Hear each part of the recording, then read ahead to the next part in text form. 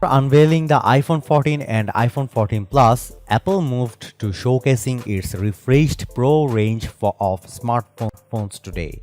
The iPhone 14 Pro and iPhone 14 Pro Max come with new cameras, a new notch design, and a new chipset.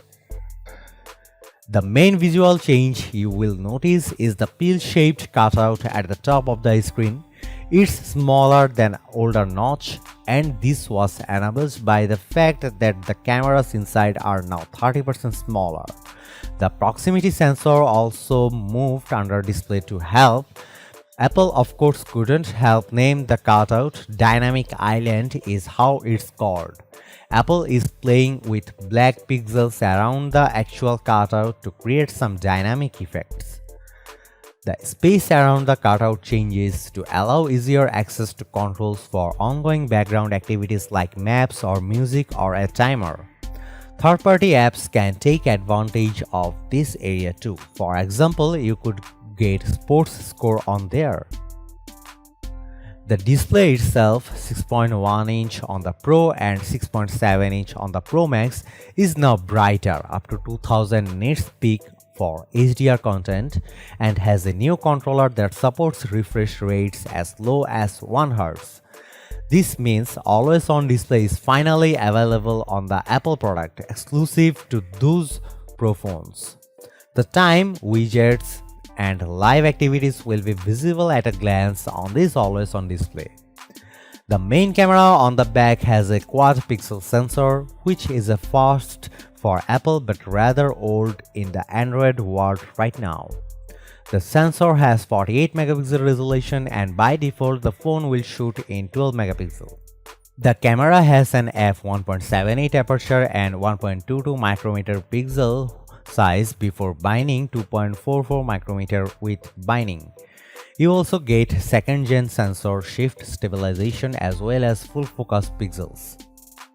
The high-res main sensor enables a new intermediary zooming step of 2x in the camera app by cropping from the middle, perfect for portrait mode shots.